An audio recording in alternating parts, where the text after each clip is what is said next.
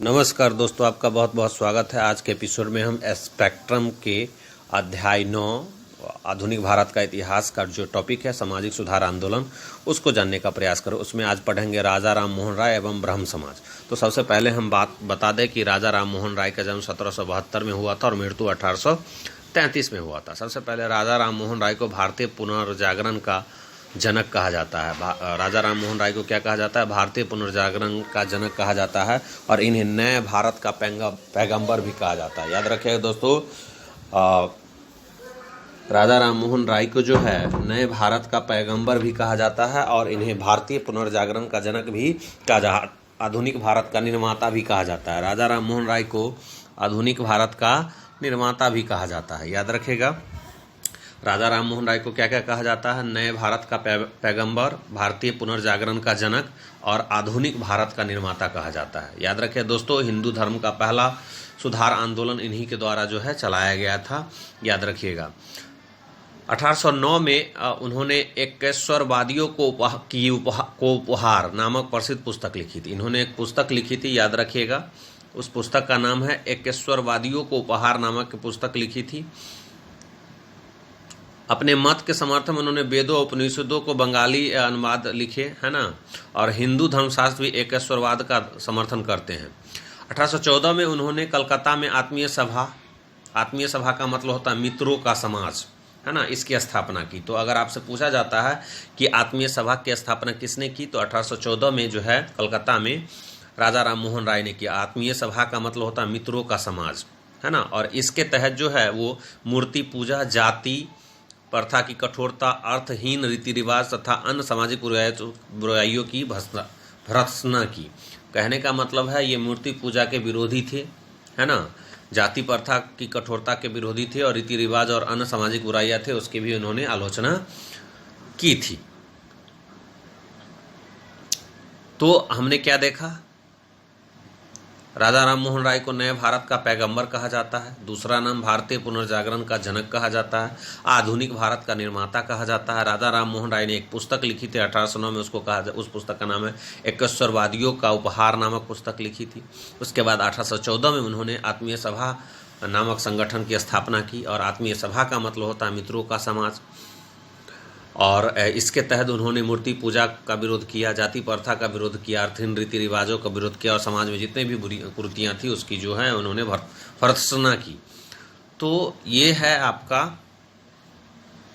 उसके बाद हम चर्चा करते हैं 1820 में उन्होंने एक पुस्तक लिखी थी जिसका नाम है प्रीसेप्ट्स ऑफ जीसस।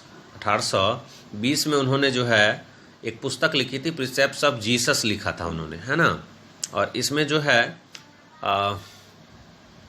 ईसाई धर्म के भी अनेक गलत रीति रिवाजों को लोगों के सामने रखा। मतलब ईसाई धर्म में जो नए रीति रिवाज थे, गलत रीति रिवाज थे, उसका भी रखा। 1828 में राजा राम मोहन राय ने ब्रह्म सभा का गठन किया। याद रखिएगा, 1828 में राजा राम मोहन राय ने जो है ब्रह्म सभा का गठन किया, जिसके बाद में नाम परिवर्तन कर ब्रह्म समाज कहा जाने लगा। बाद में इसी को है ब्रह्म समाज कहा जाने लगा। ब्रह्म समाज के अनुसार ईश्वर एक है और सभी सद्गुणों का केंद्र व भंडार है। याद रखिएगा दोस्तों, ये बहुत ही महत्वपूर्ण है, यहाँ से भी प्रश्न पूछे जाने की संभावना रहती है। यही प्रश्न सब जो है आपके एग्जाम में पूछे जाते हैं। अब हम बात करते हैं कि राजा राम मोहन राय की मृत्यु जो हो गई थी वो 1833 में ब्रिस्टल इंग्लैंड में, है ना, निधन हो गया था। और ब्रह्म समाज के जो प्रमुख बातें हैं उसको हम जानने का प्रयास करेंगे। ब्रह्म समाज का जो मुख्य बातें हैं उसको भी हम जानने का प्रयास करेंगे। ब्रह्म समाज के जो प्रमुख बातें कौन कौन से हैं? पहला, बहुदेववाद। बहुत सारे देवता में ये भरोसा नहीं करते थे और मूर्ति पूजा का, बहुदेववाद का विरोध करते थे और मूर्ति पूजा का विरोध करते थे। दूसरा है बहुपत्नी प्रथा और सती प्रथा का इन्होंने विरोध किया। तीसरा पॉइंट है विधवा विवाह का समर्थन एवं बाल विवाह का विरोध इन्होंने किया। नैतिकता पर बल दिया, कर्मफल पर विश्वास और सर्वधर्म संभाव, निर्गुण ब्रह्मा की उपासना। पांचवा पॉइंट है धार्मिक पुस्तकों, पुरुषों तत्व एवं वस्तुओं की सर्वोच्चता में अविश्वास, छुआछूत, अंधविश्वास, जातिगत भेदभाव का विरोध किया। बांग्ला एवं अंग्रेजी शिक्षा के प्रचार प्रसार का समर्थन किया। तो याद रखें दोस्तों, एग्जाम में पूछा जा सकता है कि राजा राम मोहन राय ने किन किन चीज़ों को जो है विरोध किया और किन किन चीज़ों का समर्थन किया, तो याद रखिएगा बांग्ला और अंग्रेजी शिक्षा के प्रचार प्रसार को जो उन्होंने क्या किया था, समर्थन किया था। दूसरा है छुआछूत, अंधविश्वास, जातिगत भेदभाव का विरोध किया। धार्मिक पुस्तकों, पुरुषों और वस्तुओं की सर्वोच्चता में अविश्वास इन्होंने दिखाया। नैतिकता पर बल दिया। कर्मफल में विश्वास, सर्वधर्म संभाव, निर्गुण ब्रह्मा की उपासना किया इन्होंने। विधवा विवाह का समर्थन किया, लेकिन बाल विवाह का इन्होंने विरोध किया। बहुपत्नी प्रथा का विरोध किया, सती प्रथा का विरोध किया। बहुदेववाद और मूर्ति पूजा का विरोध किया। ये बहुत ही महत्वपूर्ण है दोस्तों।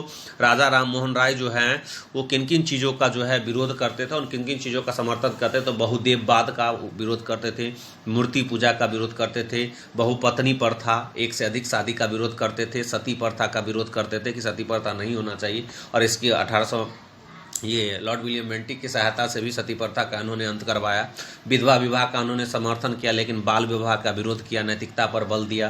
कर्म फल में विश्वास, सर्वधर्म संभाव, निर्गुण ब्रह्मा की उपासना, धार्मिक पुस्तकों, पुरुषों एवं वस्तुओं की सर्वोच्चता में अविश्वास, छुआछूत, अंधविश्वास, जातिगत भेदभाव का विरोध किया। बांग्ला और अंग्रेजी शिक्षा के प्रचार प्रसार को क्या किया, इन्होंने समर्थन किया। तो याद रखें, समाज सुधार हेतु राजा राम मोहन राय के प्रयास सबसे महत्वपूर्ण है। सती प्रथा का कड़ा विरोध किया इन्होंने। याद रखिएगा, सती प्रथा का जो है राजा राम मोहन राय ने कड़ा विरोध किया।